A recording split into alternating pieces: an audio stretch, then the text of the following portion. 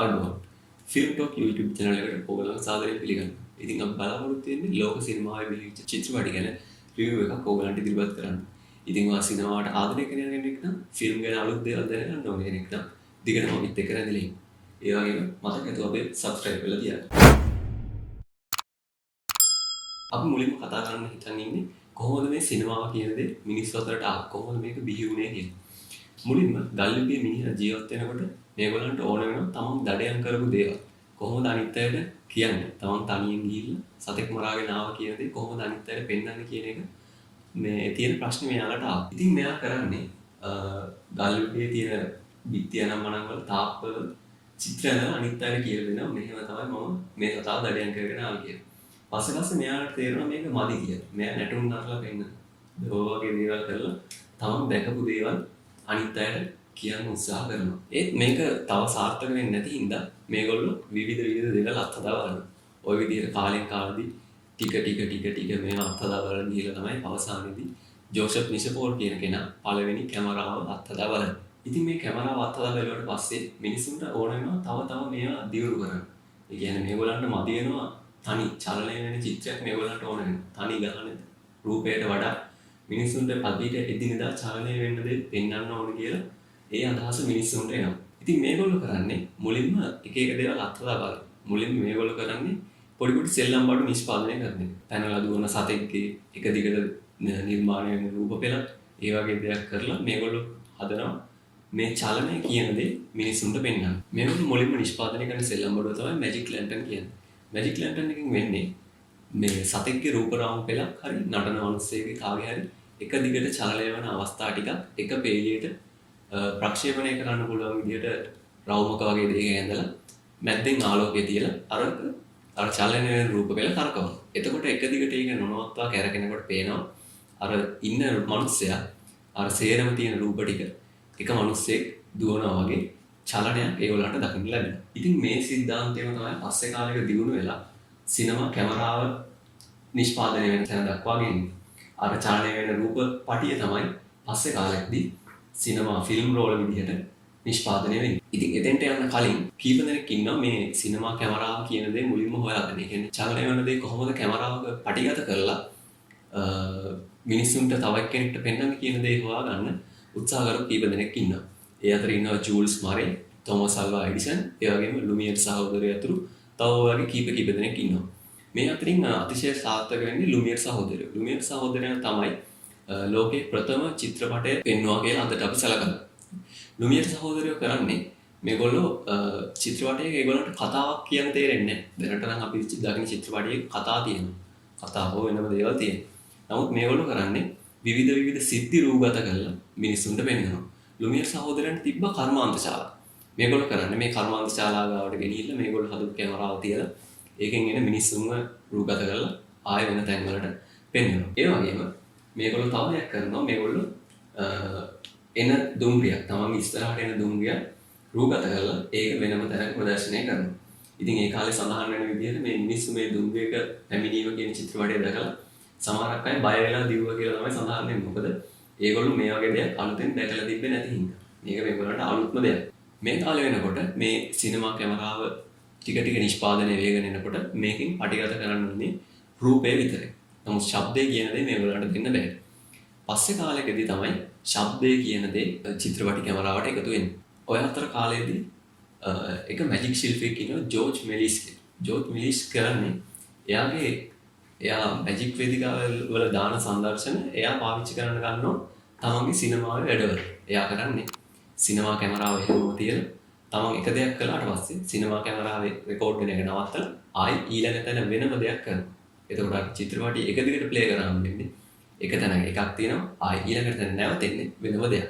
ඉතින් මිනිස්සුන්ට මේක 아무තු දෙයක්. ඔතනින් තමයි චිත්‍රපට සංස්කරණය කියන දේ පටන් ගන්න. මේ අතරතුරදී ලුමියර් සහෝදරයෝ පටන් ගන්නවා වෙනම විදිහේ වැඩ. මේගොල්ලෝ කරනවා සිනමාවෙන් කොහොමද කතාවක් කරන්න කියන දේ. මේගොල්ලෝ නිෂ්පාදනය කරනවා ලෝකේ ප්‍රථම කතාවක් සහිත චිත්‍රපටය. උයන් පල්ලාගේ වතුර දැමීම කියලා තමයි ඒක සඳහන් වෙන්නේ. ඒකේ තියෙන්නේ මිනිස්සෙක් වතුර බටේකින් උයනක වතුර දාගෙන ළමෙක් කරකවිලා අර හෝස් බටේ පාන. හෝස් බටේ පෑගුවට පස්සේ වතුර එන්නේ නැති හින්දා උයන් පල්ලා කරන්නේ හෝස් බටේ අරගෙන තමන්ගේ මුහුණට ලං කළා. බැලුවට පස්සේ ළමයා කරන්නේ යා පාගන් ඉන්න කකුල අයින් කරනවා. එතකොට අර වතුර ටික මූණට ඇවිල්ලා උයන් බලලා වතුරෙන් නෑවෙනවා. දැන් ඕකේ තියෙනවනේ කතාව. මේකෙන් යම් කිසි විදිහක හාස්‍ය රසයක් ප්‍රේක්ෂකයන්ට දෙන්න ලුමියර් සහෝදරයන්ට පුළුවන් වෙනවා. ඔතන ඉඳන් තමයි චිත්‍රපටියෙන් කොහොමද කතාවක් කියන්නේ කියලා මිනිස්සු හොයන්න පටන් ගත්තේ. මේ තියෙන දේවල් ඔය විදිහට එක කාලවල දියුණු වෙවි ඇවිල්ලා තමයි අද තියෙන සිනමාව වෙනකන් ආවේ. ඔය අතර කාලෙදී සිනමාව කලාවට තියෙන ඉල්ලුමත් එක්ක 1907 වගේ දශකයේ ඉඳන් ආරම්භ වෙනවා හොලිවුඩ් කියන දේ. හොලිවුඩ් කියන දේ ඒ කාලේ ඉඳන්ම අද වෙනකම්ම නොනැසී පවතින දෙයක්. කියන්නේ හොලිවුඩ් කියන නගරේ තමයි ඒ කාලේ චිත්‍රපටි වලට අදාළ චිත්‍රාගාර බිහි වෙන්න පටන් ගත්තේ. ඉතින් මේ චිත්‍රාගාර වලත් එක්ක මිනිස්සුන්ට පුළුවන් වුණා චිත්‍රපටි වලට අදාළ වෙන විදිහේ විවිධ රැකියා ඒ තියෙන ප්‍රදේශවල ආරම්භ කරා. ඉතින් ওই විදිහට තමයි හොලිවුඩ් කියන පුරවරය ආරම්භ වුණේ. හොලිවුඩ් වලට ආපු ජනප්‍රියත්වයත් එක්ක හොලිවුඩ් වල තියෙන චිත්‍රපටි දෙවලට ගොඩාක්ම ප්‍රේක්ෂකයන්ගේ ආකර්ෂණය ලැබුණා. හොලිවුඩ් වල ඒ කාලේ බොහොම ප්‍රසිද්ධ වෙච්ච දෙයක් තමයි ගොපළු චිත්‍රපටි. ගොපළු චිත්‍රපටි කියන්නේ කවුබෝයි කෙනෙක් ඉන්නවා. කවුබෝයි කෙනෙක්ට ආදරය කරන ගැහැණු ළමෙක් ඉන්නවා සහ දුෂ්ටයෙක් ඉන්නවා. ඔය විදිහේ තුන්දෙනෙක්ගේ මැදි වෙලා ගෙවිච්ච චිත්‍රපටි තමයි ගොපළු චිත්‍රපටි කියන්නේ. උදාහරණයක් විදිහට ගත්තොත් හයිනූන් කියන චිත්‍රපටය බොහොම ජනප්‍රිය චිත්‍රපටයක් ඒ කාලේ හොලිවුඩ් චිත්‍රපටිවල. ඉතින් ඔහොම කාලයක් යද්දි තිබ්බ කළු සුදු චිත්‍රපට ක්‍රමයෙන් වර්ණ චිත්‍රපටි බවට පත් වුණා.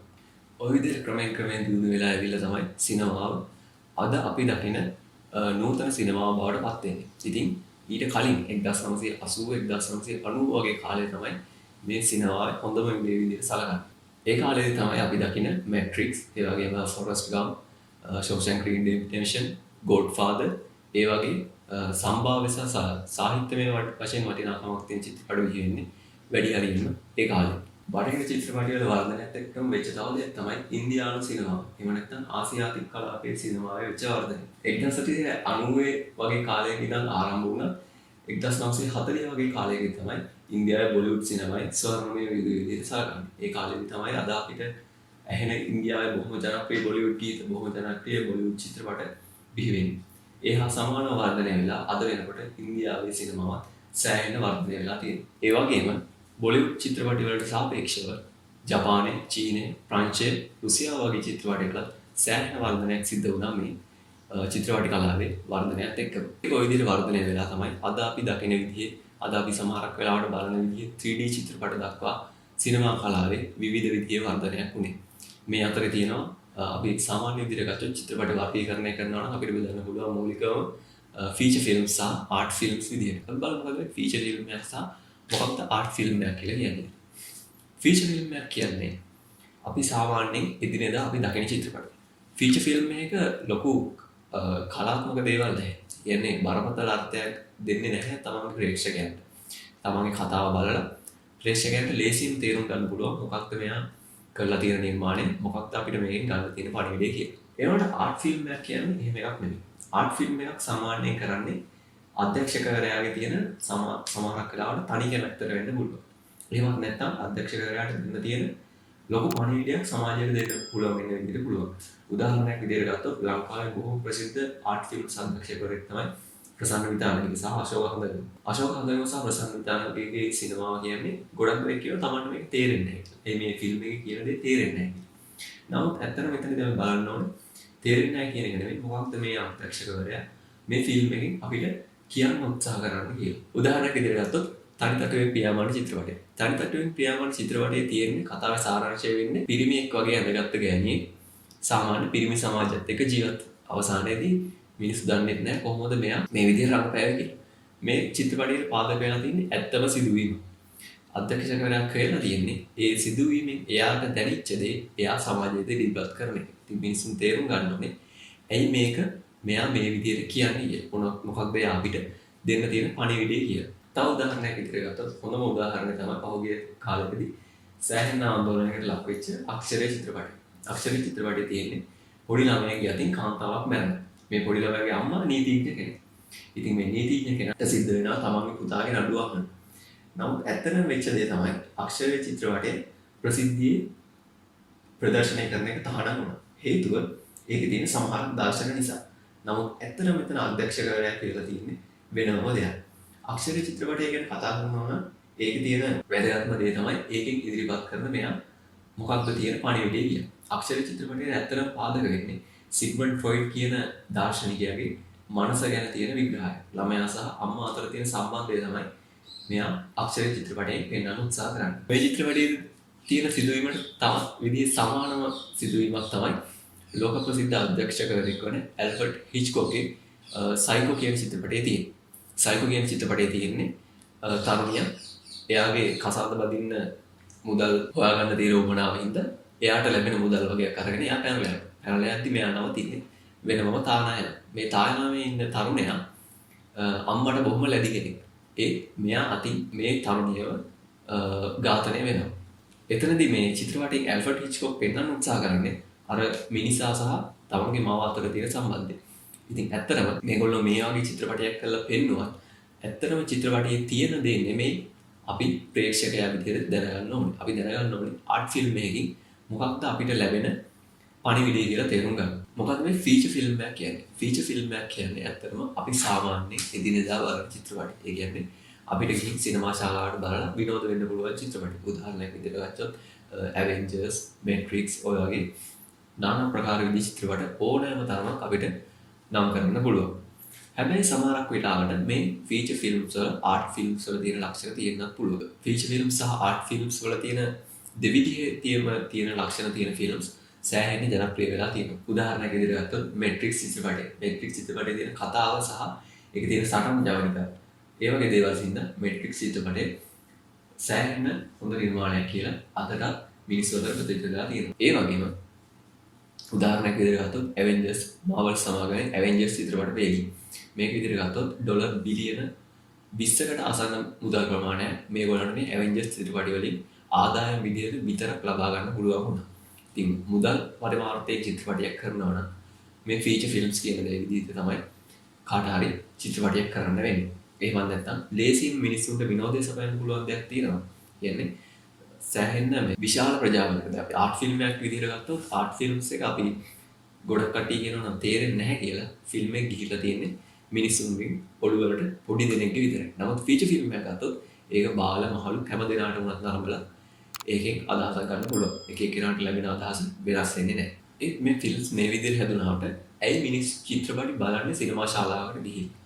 මේකට දෙන්න හොඳම උත්තරේ තමයි ගෙදර ඉඳන් චිත්‍රපටියක් බලනවා වගේ කිසිම අදහසක් එනවට වඩා සෑහෙන්න වෙනස් අත්දැකීමක් තමයි චිත්‍රපට ශාලාවට ගිහිල්ලා චිත්‍රපටිය නරඹන අයට ලබා ගන්න පුළුවන් වෙන්නේ. උදාහරණයක් විදිහට ගත්තොත් අපි ගෙදර ඉඳන් ෆෝන් එකකින් හරි පරිගණකකින් හරි චිත්‍රපටියක් බලන්න ගත්තොත් අපිට කීප වාරක් නැගිටලා යන්න වෙනවා. ඒකට අවධානය ලැබෙන්නේ නැහැ. නමුත් අපි චිත්‍රපට ශාලාවට ගිහිල්ලා චිත්‍රපටයක් නරඹනකොට අර දෙයර ලයිට් නිවලා කළුවරේ ඉඳගෙන චිත්‍රපටයට විතරක් අවධානය ලැබිලා සහ ඒකේ තියෙන ශබ්ද අපිට ඒ විදිහටම විඳින්න පුළුවන් නිසා අපිට චිත්‍රපටයේ කියන දේ අපේ අර ඔළුවට දැනෙනවට වඩා මුළු ඇඟටම දැනෙන විදිහේ අත්දැකීමක් ගන්න පුළුවන් මේ චිත්‍රපට ශාලාවල ගිහිල්ලා චිත්‍රපට නරඹන එකෙන්. ඊටත් වඩා Tamanට තියෙන හැඟීමක් ප්‍රකාශ කරන්න තියෙනවා නම් Tamanට දැකපු දෙයක් දැනෙච්ච දෙයකට වඩා සමාන දෙයක් චිත්‍රපටයෙන් ලබා ගන්න තියෙනවා නම් හොඳම දේ තමයි සිනමා ශාලාවකට ගිහිල්ලා චිත්‍රපටියක් නරඹන එක. ඉතින් කලුසුදු චිත්‍රපටය වලින් ආරම්භ වුණාට පස්සේ අද වෙනකන් සිනමාව සෑහෙන ගමනක් ඉස්සරහට ඇවිල්ලා තියෙනවා. ඉතින් අපි පොඩ්ඩක් බලමු අද මොන විදිහේ නවීන තාක්ෂණයකින්ද අපිට චිත්‍රපටියක් බලන්න හම්බ වෙන්නේ කියලා. පළවෙනිටම අපි කවුරුත් දන්න දේ තමයි 3D තාක්ෂණය. 3D තාක්ෂණය තියෙන කැමරාවකින් රූපගත කරපු ෆිල්ම් එක විශේෂ කණ්ණාඩි වලින් බැලුවට පස්සේ අපි චිත්‍රපටිය දකින්නේ සාමාන්‍යයෙන් අපි දකින ෆ්ලැට් 2D විදිහට නෙමෙයි අපි ඒක ත්‍රිමානව දකින්න පුළුවන් විදිහේ අවස්ථාවක් අපිට හම්බ වෙලා තියෙනවා. ඒ කියන්නේ උදාහරණයක් විදිහට ගත්තොත් චිත්‍රපටියේ තියෙන සමහර වැලිකඩ විසික් වෙන ඒවා මිනිසුන්ගේ ඇස් කොණ්ඩ ඒ වගේ දේවල් අපිට ත්‍රිමානව නැතුව ත්‍රිමාන විදිහට දකින්න පුළුවන් විදිහේ අවස්ථාවක් අපිට ලැබිලා තියෙනවා. ඒ වගේම කියනවා නම් තව දෙයක් තමයි IMAX චිත්‍රපටි. IMAX කියන්නේ ඇත්තටම සාමාන්‍ය ප්‍රමාණයට වඩා විශාල විදිහේ තිරයක් තියෙන විදිහට රූපගත කරපු චිත්‍රපටි. ඒ කියන්නේ සාමාන්‍යයෙන් අපි චිත්‍රපටි රූපගත කරන පටලයට වඩා විශාල පටලයක තමයි තියෙන කැමරාවක තමයි මේක රූපගත කරන්නේ. හින්දා ඒක පෙන්වන්න හම්බ වෙන්නේ සාමාන්‍ය තිරයකට වඩා ගොඩාක් විශාල සිනමා තිරයක. ඉතින් සාමාන්‍යයෙන් අපි දකිනවට වඩා දැවැන්ත විදිහේ සිනමා ශාලාවල් තමයි IMAX සිනමා ශාලාවල් කියන්නේ. තව විශේෂ විදිහේ IMAX සිනමා ශාලාවල් තමයි ඔයගොල්ලෝ පොඩ්ඩක් අන්තර්ජාලයෙන් බලන්න පුළුවන්. වක්‍රාකාර විදිහේ වහලයක් තියෙන IMAX සිනමා ශාලාව. මෙතනදී මැද්ද තියෙන ප්‍රොජෙක්ටර් එකකින් තමයි වහලේ තියෙන තිරයකට මේ චිත්‍රපටය ප්‍රක්ෂේපණය කරන්නේ. ඉතින් මිනිස්සුන්ට බලන්න තියෙන චිත්‍රපටිය සාමාන්‍ය ප්‍රමාණයට වඩා වැඩි පුටු ඇල කරගෙන වහලේ තියෙන විදිහ චිත්‍රපටයක් බලන්න තමයි මිනිසුන්ට අවස්ථාව හම්බෙලා තියෙන්නේ. ඊළඟට ගත්තොත් විශේෂ විදිහේ රෙසලූෂන් තියෙන චිත්‍රපට. අපි අද විදිහට ගත්තොත් සාමාන්‍යයෙන් අපි දැනට උනත් ගෙදරදී බලන්නේ 720p 1080p වගේ චිත්‍රපට. ඒත් අද කාලේදී 1080p 720p වලට වඩා 4K 8K වගේ විදිහේ චිත්‍රපටි අපිට බලන්න පුළුවන්. ඒ අරින්න 10-bit color depth එකේ චිත්‍රපටි අපිට බලා ගන්න පුළුවන්. ඊළඟට තියෙන විශේෂම දේ තමයි Dolby Atmos sound කියන එක. ලංකාවේ නම් දැනට Dolby Atmos sound තියෙන film halls තියෙන්නේ දෙකක් හෝ තුනක් වගේ. Dolby Atmos තාක්ෂණයේ තියෙන විශේෂත්වය තමයි ඔයා සාමාන්‍යයෙන් චිත්‍රපටයක් බලනකොට ලැබෙන ශබ්දය විහිදෙන ස්පීකර්ස් වලට වඩා විශාල ප්‍රමාණයකින්, ඒ කියන්නේ ස්පීකර් සංඛ්‍යාව වැඩි ප්‍රමාණයකින් ඔයාලට ශබ්දය අහන්න පුළුවන්. ෆිල්ම් හෝල් එකේ වහලේ දෙපැත්තෙන් තිරේ පිටිපස්සෙන් සහ යටින් තියෙන ස්පීකර්ස් වලින් ඔයාලට ඇත්ත ජීවිතයට සමාන විදිහේ ශබ්ද අත්දැකීමක් ලබා ගන්න පුළුවන්. ඉතින් අපි සාමාන්‍ය චිත්‍රපටයක නරඹනවට වඩා තාත්වික විදිහට ශබ්දය විඳ ගන්නවා වුණා ඔයාලට පුළුවන් Dolby Atmos තාක්ෂණයේ තියෙන චිත්‍රපට ශාලාවල ගිහිල්ලා චිත්‍රපටය නරඹන්න. ඊළඟට අපි කතා කරමු ලංකාවේ සිනමාව කොතනද තියෙන්නේ කියලා. ඇත්තටම පිටරට සිනමාව ගැන කතා කරනවට වඩා ගොඩක් අඩුවෙන් තමයි අපිට ලංකාවේ සිනමාව ගැන කතා කරන්න තියෙන්නේ. මොකද අපිට ලංකාවේ දකින්න හම්බ වෙන්නේ නැහැ පිටරට වගේ ලොකු බජට් එකක් වියදම් කරලා හදන ෆිල්ම්ස්. ඒ වගේ දේවල් අපිට ලකින්න ලැබෙන්නේ නැහැ. ඒ වුණාට පිටරට ෆිල්ම් වලට වඩා ලංකාවේ ආර්ට් ෆිල්ම්ස් වලට සෑහෙන ලොකු තැනක් තියෙනවා. මොකද සිනමා උළවල් වල සෑහෙන ලංකාවේ ෆිල්ම්ස් වලට සම්මාන හම්බ වෙලා ගෞරවයට පාත්‍ර වෙලා තියෙනවා. නමුත් ෆීචර් ෆිල්ම්ස් එක බලද්දී ලංකාවේ ඒ තරම් වියදමක් දරලා හදන චිත්‍රපට අපි දකින්නේ සෑහෙන අඩුයි. මොකද සමහරක් විට එළියදා කරන ප්‍රමාණය සෑහෙන ආදායමක් චිත්‍රපටයට නොලැබෙන එක හේතුව වෙන්න පුළුවන්. සමහරක් විට ලංකාවේ හදන චිත්‍රපට අපිට ප්‍රදර්ශනය කරන්න ලංකාව ඇතුළේ විතරයි. පිටරටක චිත්‍රපටයක් හැදුවොත් ඒක ලංකාව ඇතුළු මුළු ලෝකෙම ප්‍රදර්ශනය කරන්න පුළුවන්. ඒක නිසා සමහරක් විට ඔය වගේ හේතු නිසා අර වගේ බජට් එකක් වියදම් කරලා හදන්න ලංකාවේ අධ්‍යක්ෂකවරු බොහොමයක් අකමැති. නමුත් පහුගිය කාලෙකදී අපි දකින්න ලැබුණා බොහොමයක් ජාතක කතා ආශ්‍රයෙන් හදපු චිත්‍රපටි සහ රෂ් වගේ ෆිල්ම්ස් සෑහෙන ලංකාවේ ජනප්‍රිය වුණා සහ යම් තරමක ආදායමක් ලබා ගන්න පුළුවන් වුණා අනිත් ෆිල්ම් වලට සාපේක්ෂව බලද්දී. ඊළඟ පොඩ්ඩක් මෑත කාලයෙන් ඉඳලා ලංකාවේ අතීතයේ හැදෙන චිත්‍රපට ගැන කතා කරමු. ලෙස්ටර් ජේම්ස් පීරිස් සහ ධර්මසේන කතිරාජ වගේ අධ්‍යක්ෂකවරුන් විසින් නිර්මාණය කළ චිත්‍රපටි සෑහෙන උසස් තත්ත්වයක තියෙනවා. මොකද 2020 වර්ෂයේ නිදානේ චිත්‍රපටයේ විදේශයේ සිනමා උද්‍යානවල ප්‍රදර්ශනය වුණා. අදට ලෝකයේ සහ ලංකාවේ හැදුණු විශිෂ්ටතම චිත්‍රපට වලින් එකක් විදිහට තමයි නිදානේ කියන චිත්‍රපටය සලකන්නේ. ඉතින් ඈත කාලයට සාපේක්ෂව දැන් කාලේ හැදෙන චිත්‍රපට වල තියෙන කලාත්මක භාවය ගුණාත්මක බව සෑහෙන දුරට අඩු වෙලා කියලා තමයි අපිට නිගමනය කරන්න තියෙන්නේ. ඔය විදිහට තමයි අපි සෑහෙන විස්තරයක් විනාඩි ගානකට පොඩි කරලා සිනමාව පටන් ගත්ත තැන ඉඳන් අද වෙනකන් සිනමාව තියෙන තැන ගැන විස්තරයක් අපි ඔය ගන්නට බොහොම කෙටියෙන් ඉදිරිපත් කළේ. ඉතින් මේ වීඩියෝ එක මෙතනින් ඉවර කරනවා. මේ වගේ තවත් සිනමාව ගැන විස්තර ඔයගලන්ට දැනගන්න ඕන නම් සිංහල, හින්දි, දෙමළ මේ හැම ෆිල්ම් එකක් ගැන විස්තර දැනගන්න ඕන නම් රිවිව් බලන්න ඕන නම් අපි subscribe කරලා තියාගන්න. bell icon එක click කරලා තියාගන්න. අපි වීඩියෝ එකක් දාමු ගමන් ඔයගලන්ට දැනගන්න හම්බෙයි. එහෙනම් අපි ගිහින් ඉන්නවා. සුබ දවසක්.